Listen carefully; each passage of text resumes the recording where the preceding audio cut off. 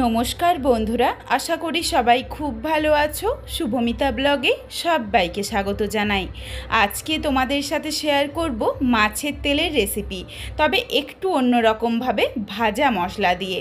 এই ভাজা মশলাটা তোমরা যদি ব্যবহার করো এই রেসিপিতে, তাহলে যেমন স্বাদটা একদমই বদলে যায়, তেমন গন্ধটাও কিন্তু একদম বদলে যায়। বন্ধুরা, বাড়িতে অবশ্যই একবার হলেও এইভাবে মাছের তেলের রেসিপিটা বানিয়ে দেখো, তারপর আমায় কমেন্ট করে জানিও রেসিপিটা তোমাদের কেমন লাগলো। তাহলে চলো বন্ধুরা, রেসিপিটা দেখে নেওয়া যাক। রেসিপিটা কেউ স্কিপ করো না। স্কিপ করলে আমি কি পদ্ধতিতে রেসিপিটা বানালাম বা কী মশলার অ্যাড করলাম সেটা তোমরা মিস করে যাবে, তখন হয়তো রেসিপিটা খেতে এতটা ভালো হবে না। এখানে আমি প্রথমেই দুটো বেগুন একটু ডুমো করে কেটে নিয়েছি, আর একটা নিয়েছি মাঝারি সাইজের আলু। আলু আর বেগুনটাকে কেটে নিয়েছি, তবে আলুটা বেগুনের থেকে তুলনামূলকভাবে একটু ছোট করে কেটেছি, যাতে আলু বেগুন একসাথে ভালোভাবে ভাজা সেদ্ধ দুটোই হয়ে যায়। এদিকে দেখো, আমি কিছুটা পরিমাণে মাছের তেল নিয়েছিলাম, মাছের তেলটা পরিষ্কার করে নিচ্ছি। তোমরা যারা যেইভাবে তেলটা পরিষ্কার করে বাড়িতে খেতে পছন্দ করো, সেইভাবে করেই কিন্তু মাছের তেলটা পরিষ্কার করে নিও। তবে এই মোটা নাড়িগুলো যদি ফেলে দেওয়া হয়, বাকি মাছের তেলের মধ্যে দেখো শুধুমাত্র তেলের অংশটাই থাকে। মাছের তেলটা ভালোভাবে ধুয়ে পরিষ্কার করে নিয়েছি, বেছে নিয়েছি। তোমরা চাইলে কিন্তু ছোট ছোট টুকরো করে কেটেও নিতে পারো, তবে এখানে আমি আর কাটিনি, কারণ রান্নাটা করতে করতেই খুন্তিতে করে একটু কেটে নেব। মাছের পটকাটা ফাটিয়ে নিলাম, অবশ্যই কিন্তু ফাটিয়ে নিও, নইলে কড়ার মধ্যে দেওয়ার সাথে সাথে ফেটে যেতে পারে আর তেলটা কিন্তু ছিটকে গায়ের মধ্যে আসবে। এই জন্য অবশ্যই পটকাটা ফাটিয়ে নিও। স্বাদ অনুযায়ী লবণ আর অল্প একটু হলুদের গুঁড়ো দিয়ে ভালোভাবে মাছের তেলটা মেখে রেখেছি। এখানে আমি দুটো মাঝারি সাইজের পেঁয়াজ নিয়েছি, পেঁয়াজগুলো একটু মোটা করে কেটে নিচ্ছি, একটু ডুমো করে। দেখো, ঠিক একটু মোটা মোটা থাকছে, খুব বেশি কিন্তু পাতলা কাটার দরকার নেই মাছের তেলের এই রেসিপিটার জন্য। আর নিয়েছি 3টে কাঁচা লঙ্কা, একটা মাঝারি সাইজের টমেটো। এখানে তোমরা যেমন ঝাল খাবে সেই বুঝে কাঁচা লঙ্কাটা দিয়ে নিও, তবে এই কাঁচা লঙ্কাগুলোতে কিন্তু খুব একটা বেশি ঝাল নেই। কাঁচা লঙ্কাটাও দেখো কেটে নিয়েছি, আর এদিকে টমেটোটাও কুচি করে নিয়েছি, পেঁয়াজটাও। এখানে আমি কিছুটা পরিমাণে লাল শাক নিয়েছিলাম, লাল শাকের পাতাটুকু নিয়েছি। তোমরা চাইলে ডাঁটির দিকটাও ছোট ছোট করে কেটে নিতে পারো, কোনো অসুবিধে নেই। তবে ডাঁটিগুলো শক্ত ছিল, এই জন্য আমি পুরো ডাঁটি ফেলে শুধুমাত্র পাতা কটা নিয়ে নিয়েছি। ধুয়ে পরিষ্কার করে জলটা ঝরিয়ে রেখেছি। এখানে আমি শাকটাও দিচ্ছি, তোমরা যদি না চাও তাহলে শাক বাদ দিয়ে শুধু আলু বেগুন দিয়ে বা শুধু বেগুন দিয়েও কিন্তু রেসিপিটা বানাতে পারো, কোনো অসুবিধে নেই। অনেকে বেগুন খেতে চায় না, যারা বেগুন খাও না তারা চাইলে আলু শাক বা শুধুমাত্র আলু দিয়েও রেসিপিটা বানিয়ে দেখো, খেতে কিন্তু বেশ ভালো লাগবে। এরপর কড়াই গরম করে প্রথমে একটা ভাজা মশলা বানিয়ে নিচ্ছি। তার জন্য নিয়েছি হাফ চামচ রাই সর্ষে, একদমই খুবই সামান্য পরিমাণে দিতে হবে 5 ফোড়ন, আর হাফ চামচ গোটা জিরে। গ্যাসের ফ্লেম লো টু মিডিয়ামে করে অনবরত নাড়াচাড়া করে এই মশলাগুলো ভেজে নিচ্ছি। সর্ষেটা যখনই চিটপিট করে ফুটতে শুরু করেছে, এরপর এটা নাবিয়ে নিলাম, আর এই মশলাটা ঠান্ডা হয়ে যাওয়ার পর গুঁড়ো করে নেব। এই মশলাটা দেওয়ার জন্য কিন্তু একদমই স্বাদ ও গন্ধ পুরো বদলে যাবে। কড়াইয়ের মধ্যে খুবই সামান্য একটু সর্ষের তেল গরম করে নিয়েছি, 1 চামচের মতো। একদমই কিন্তু বেশি তেল দেওয়া যাবে না, কারণ মাছের তেল থেকেই বেশ অনেকটা পরিমাণে তেল ছেড়ে আসবে। তেল গরম হয়ে যাওয়ার পর দিয়ে দিয়েছিলাম কেটে রাখা আলু বেগুন। স্বাদ অনুযায়ী লবণ দিয়ে নাড়াচাড়া করে আলু বেগুনটা হালকা লালচে রং ধরিয়ে ভেজে নেব। ঢাকা চাপা দিয়ে ভাজবো, যাতে ভাজতে ভাজতেই বেশ অনেকটা সেদ্ধও হয়ে যায়। বেশ কিছুক্ষণের জন্য ঢাকনা দিয়ে ঢেকে রেখেছিলাম, বেশ দেখো অনেকটা লালচে রং ধরে গেছে। তবে আরও একটু লালচে করে ভাজবো বলে আমি আরও একবার ঢাকনা দিয়ে ঢেকে দিয়েছিলাম। আলু বেগুন দেখো সুন্দরভাবে ভাজা হয়ে গেছে, লালচে রং ধরে গেছে। এরপর এর সাথে দিয়ে দিলাম লবণ হলুদ দিয়ে মেখে রাখা মাছের তেল।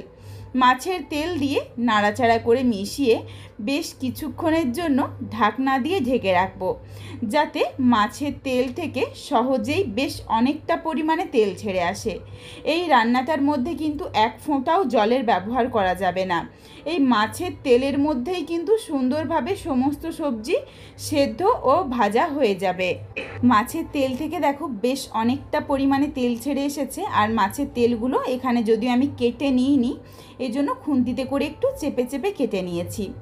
এরপরে এর সাথে দিয়ে দিলাম প্রায় 5-6 কোয়ার মতো রসুন কুচি দিয়ে নাড়াচাড়া করব প্রায় 1 মিনিটের মতো, যাতে রসুনটা একটু ভাজা ভাজা হয়ে যায়। রসুনের এই সুন্দর গন্ধটা কিন্তু মাছের তেলের এই রেসিপিটার সাথে বেশ ভালো যায়। রসুনটা দেওয়ার পর প্রায় 1 মিনিটের মতো একটু নাড়াচাড়া করে নিয়েছিলাম। এরপর দিয়ে দিচ্ছি কুচি করে নেওয়া কাঁচা লঙ্কা, পেঁয়াজ দেওয়ার পর আবারও প্রায় 1 থেকে 1.5 মিনিটের মতো গ্যাসের ফ্লেম হাইতে করে একটু ভেজে নিচ্ছি, যাতে একটু লাল লাল করে হালকা করে ভাজা হয়ে যায়। তবে এখন যেটা তোমরা দেখতে পাচ্ছ যে একদমই আমি হালকা করে ভাজছি সমস্ত সবজি বা পেঁয়াজ, কাঁচা লঙ্কা এগুলো।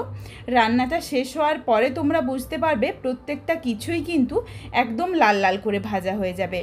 প্রথম থেকেই যদি বেশি ভাজতে শুরু করো তখন কিন্তু রান্নাটা শেষ করতে করতে সবজি বা মাছের তেলটা পুড়ে যাবে, সেই ক্ষেত্রে খেতে বেশি ভালো লাগবে না। পেঁয়াজ আর কাঁচা লঙ্কা হালকা করে ভেজে দিয়ে দিয়েছিলাম টমেটো কুচি। টমেটো দিয়ে নাড়াচাড়া করে বেশ কিছুক্ষণের জন্য ঢাকনা দিয়ে ঢেকে রেখেছিলাম, যাতে টমেটোটা একটু নরম হয়ে যায়। টমেটোগুলো দেখো বেশ অনেকটা নরম হয়ে গেছে। আর একটা তোমাদের আলু চেপে দেখিয়ে দিয়েছি, আলু কিন্তু সুন্দরভাবে সুসেদ্ধ হয়ে গেছে। এখানে আলু বা বেগুনটা কিন্তু খুব ভালোভাবে সেদ্ধ হয়ে গেছে। এরপর দিয়ে দিয়েছি সামান্য একটু হলুদের গুঁড়ো আর ভেজে গুঁড়ো করে রাখা মশলার অর্ধেকটা, বাকি অর্ধেকটা রেখে দিলাম আমি পরে ব্যবহার করব। এইভাবে যদি 2 বারে মশলাটা ব্যবহার করা হয় তাহলে এই মশলার স্বাদ ও গন্ধ খুব ভালোভাবে রান্নাটার সাথে মিশে যায়। মশলা দিয়ে নাড়াচাড়া করে মিশিয়ে দিয়ে দিলাম কেটে ধুয়ে পরিষ্কার করে রাখা শাকটা দিয়ে নাড়াচাড়া করে মিশিয়ে নিচ্ছি। গ্যাসের ফ্লেম লোতে করে বেশ কিছুক্ষণের জন্য ঢাকনা দিয়ে রান্নাটা করে নেব, যাতে শাকটা একটু মজে যায়। শাক সেদ্ধ হতে একদমই বেশি সময় লাগে না, এই জন্য ঠিক এইভাবে বেশ অনেকক্ষণ পরেই শাকটা দিতে হবে। নইলে শাকের থেকে যদি জল ছাড়তে শুরু করে তখন কিন্তু আলু, বেগুন বা পেঁয়াজ, কাঁচা লঙ্কা, টমেটো এগুলো কিন্তু ভালোভাবে ভাজা হবে না, সেই ক্ষেত্রেও খেতে এতটা ভালো লাগবে না। কুচি করে নেওয়া কাঁচা লঙ্কাগুলো দিয়েছিলাম রান্নাতে, তবে তোমাদের আমি প্রথমেই বলেছিলাম যে লঙ্কাগুলোতে বেশি ঝাল নেই, এই জন্য রেসিপিটা একদম নাবিয়ে নেওয়ার আগে আমি সামান্য একটু ঝালের পরিমাণ অনুযায়ী গুঁড়ো লঙ্কা দিয়ে নিলাম, যাতে এই রেসিপিটা একটু ঝাল হয়ে যায়। একটু ঝাল ঝাল হলে কিন্তু এই রান্নাটা খেতে খুবই ভালো লাগে। তবে ঝালটা তোমরা নিজেদের পছন্দ মতো দিয়ে নিও। গুঁড়ো লঙ্কাটা যদি প্রথমেই দিতাম হলুদ গুঁড়ো দেওয়ার সময়, তখনও কিন্তু গুঁড়ো লঙ্কাটা পুড়ে যেত, কারণ এই রান্নাটার মধ্যে তো জল দেওয়া হচ্ছে না, এই জন্যই এইভাবে একটু শেষে দিয়ে নিও। তারপর 1 মিনিটের মতো রান্নাটা করে নিও, তাহলেই হবে। তবে অবশ্যই তোমরা যেমন ঝাল খাও সেই বুঝে, চাইলে শুধু কাঁচা লঙ্কা দিয়েও রান্নাটা করতে পারো, কোনো অসুবিধে নেই। নাবিয়ে নেওয়ার আগে দিয়েছি সামান্য একটু লবণ, আর টেস্টটা ব্যালেন্স করার জন্য দিয়েছি সামান্য একটু চিনি। লবণ আর চিনি দিয়ে নাড়াচাড়া করে মিশিয়ে দিয়ে দিলাম কিছুটা পরিমাণে ধনেপাতা কুচি, আর বাকি যেটুকু ভেজে গুঁড়ো করে রাখা মশলা ছিল সেই মশলাটা দিয়ে দিলাম। তবে এখানে নাবিয়ে নেওয়ার আগে আমি আবারও একটা উপকরণ অ্যাড করব, যেটা দেওয়ার জন্য এই রান্নার স্বাদ আরও অনেক গুণে বেড়ে যাবে। এখানে আমি চিনিটা দিয়েছি, তার কারণ দেখো এখানে টমেটো কুচির ব্যবহার রয়েছে। আর নাবিয়ে নেওয়ার আগে এখানে আমি সামান্য একটু পাতিলেবুর রস দিয়ে দিলাম। একটু চিনি দিয়ে দিলে টেস্টটা ব্যালেন্স হয়ে যাবে। তবে যারা চিনিটা খেতে একদম পছন্দ করো না তারা চাইলে বাদ দিতে পারো। পাতিলেবুর রস দেওয়ার সাথে সাথেই গ্যাসের ফ্লেমটা অফ করে দিয়েছি। এরপর চলো রেসিপিটা নাবিয়ে নিই। গরম ভাতের সাথে মাছের তেলের এই রেসিপিটা থাকলে আর কোনো কিচ্ছুর দরকার হবে না, এটা দিয়েই ভাত মেখে সমস্ত ভাত শেষ করে ফেলা যাবে। বন্ধুরা বাড়িতে অবশ্যই একবার হলেও এইভাবে মাছের তেলের রেসিপিটা বানিয়ে দেখো, তারপর আমায় কমেন্ট করে জানিও রেসিপিটা তোমাদের কেমন লাগলো। রেসিপিটা তোমাদের যদি ভালো লাগে তাহলে লাইক করো, শেয়ার করে বন্ধুদের দেখার সুযোগ করে দিও। তোমরা যদি আরও এই ধরনের নিত্য নতুন ঘরোয়া রেসিপি পেতে চাও তাহলে অবশ্যই আমার চ্যানেলটিকে সাবস্ক্রাইব করে পাশে থাকা বেলটি অন করে অল নোটিফিকেশান অন করে দিও, যাতে আমার প্রত্যেকটা রেসিপির নোটিফিকেশান সবার প্রথমে তোমাদের কাছে পৌঁছে যায়। আবারও খুব শীঘ্রই হাজির হচ্ছি নতুন কোনো এক রেসিপি নিয়ে। পরবর্তী রেসিপি দেখার আমন্ত্রণ রইল। পুরো ভিডিওটা দেখার জন্য অনেক অনেক ধন্যবাদ। তাহলে আজকে আসি, সবাই ভালো থেকো, সুস্থ থেকো। শীঘ্রই দেখা হচ্ছে কিন্তু নতুন কোনো এক রেসিপির সাথে।